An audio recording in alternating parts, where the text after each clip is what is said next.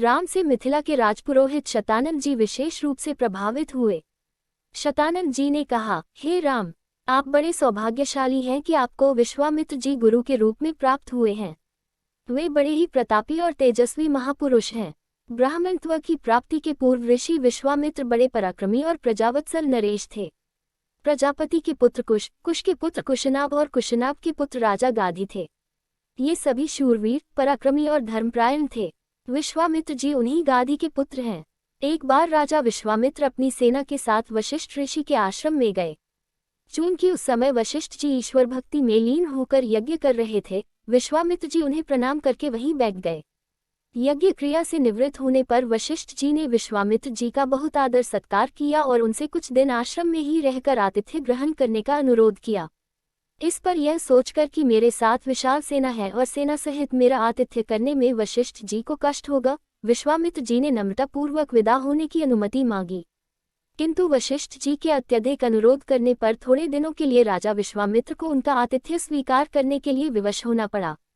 राजा विश्वामित्र के आतिथ्य स्वीकार कर लेने पर वशिष्ठ जी ने कामधेनु गौ का आह्वान किया और उससे विश्वामित्र तथा उनकी सेना के लिए 6 प्रकार के व्यंजन तथा समस्त प्रकार की सुविधाओं की व्यवस्था करने की प्रार्थना की। उनकी इस प्रार्थना को स्वीकार करके कामधेनु गौ ने सारी व्यवस्था कर दिया। वशिष्ठ जी के अतिथि सत्कार से राजा विश्वामित्र और उनके साथ आए सभी लोग बहुत प्रसन्न हुए।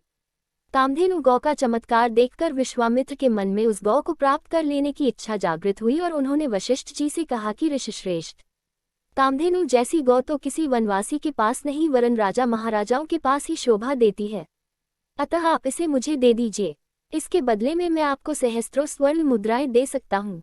इस पर वशिष्ठ जी बोले कि राजन, ये गौ ही मेरा जीवन है और इसे मैं किसी भी कीमत पर किसी को नहीं दे सकता। वशिष्ठ जी के इस प्रकार कहने पर विश्वामित्र ने बलात् उस गौ को पकड़ लेने की आज्ञा दे दी और सैनिक तो उस गौ को डंडे से मार मार कर हाँकने लगे। कामधेनु गौ ने क्रोधित होकर अपना बंधन छुड़ा लिया और वशिष्ठ जी के पास आकर विलाप करने लगी। वशिष्ठ जी बोले कि हे कामधेनु, मैं इस राजा को शाप भी नहीं दे सकता क्योंकि यह राजा मेरा अतिथि है और इसके पास विशाल सेना होने के कारण इससे युद्ध में भी विजय प्राप्त नहीं कर सकता। मैं अत्यंत विवश हूँ। वशिष्ठ जी के इन वचनों को सुनकर कामधेनु ने कहा कि हे ब्रह्मर्षि, क्या एक ब्राह्मण के बल के सामने क्षत्रिय का बल कभी श्रेष्ठ हो सकता है? आप मुझे आज्ञा दीजिए, मैं एक क्षण में इस क्षत्रिय राजा को उसकी विशाल सेना सहित नष्ट कर दूंगी। कोई अन्य उपाय न देखकर वशिष्ठ जी ने कामधेनु को अनुमति दे दी। आज्ञा पाते ही कामधेनु ने योगबल से पहनव सैनिकों की एक सेना उत्पन्न कर दिया और वह सेना विश्वामित्र की सेना के साथ युद्ध करने लगी। विश्वामित्र जी ने अपने पराक्रम से समस्त पहनव सेना का विनाश कर डाला। इस पर कामधेनु ने सहस्त्रों शक, हूण, बर्वर, यवन और काम्बोज सैनिक उत्पन्न कर दिया।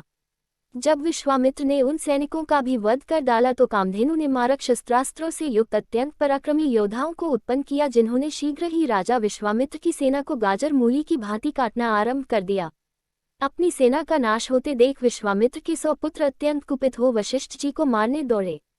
परिणाम ये हुआ कि वशिष्ठ जी ने उनमें से एक पुत्र को छोड़कर शेष सभी को भस्म कर दिया। सेना तथा पुत्रों के नष्ट हो जाने से विश्वामित्र बड़े दुखी हुए। अपने बचे हुए पुत्र का राजतिलक कर वे तपस्या करने के लिए हिमालय की कंदराओं में चले गए। वहां पर उन्होंने कठोर तपस्या की और महादेव जी को प्रसन्न कर लिया। महादेव जी को प्रसन्न पाकर विश्वामित्र ने उनसे समस्त दिव्य शक्तियों के साथ संपूर्ण धनुर्विद्या के ज्ञान का वरदान प्राप्त कर लिया। इस प्रकार संपूर्ण धनुर्विद्या का ज्ञान प्राप्त करके विश्वामित्र बदला लेने के लिए वशिष्ठ जी के आश्रम में पहुंचे। वशिष्ठ जी को ललकार कर उन पर अग्निबाण चला दिया। अग्निबाण से समस्त आश्रम में आग लग गई और आश्रमवासी भयभीत होकर इधर उधर भागने लगे। वशिष्ठ जी ने भी अपना धनुष संभाल लिया और बोले कि मैं तेरे सामने खड़ा हूँ, तू मुझ पर वार कर। आज मैं तेरे अभिमान को चूर चूर करके बता दूंगा कि क्षात्र बल से ब्रह्म बल श्रेष्ठ है। क्रोध होकर विश्वामित्र ने एक के बाद एक आग्नेयास्त्र, वरुणास्त्र, रुद्रास्त्र, इंद्रास्त्र तथा पाशुपतास्त्र एक साथ छोड़ा, जिन्हें वशिष्ठ जी ने अपने मारक अस्त्रों से मार्ग में ही नष्ट कर दिया। इस पर विश्वामित्र ने और भी अधिक क्रोधित होकर मानव, मोहन, गांधर्व, जूमहन, दारन, वज्र, ब्रह्मपाश, कालपाश, वरुणपाश, पिनाक, दंड, पैशाच, क्रौंच, धर्मचक्र, कालचक्र, विष्णुचक्र, वायव्य, मंथन, कंकाल, मूसल, विद्याधर, कालास्त्र आदि सभी अस्त्रों का प्रयोग कर डाला। वशिष्ठ जी ने उन सबको नष्ट करके ब्रह्मास्त्र छोड़ने के लिए जब अपना धनुष उठाया तो सब देवकिन्ना आदि भयभीत हो गए।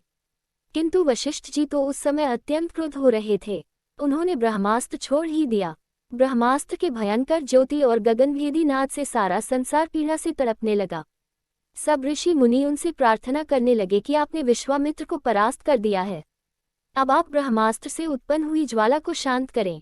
इस प्रार्थना से द्रवित होकर उन्होंने ब्रह्मास्त्र को वापस बुलाया और मंत्रों से उसे शांत किया।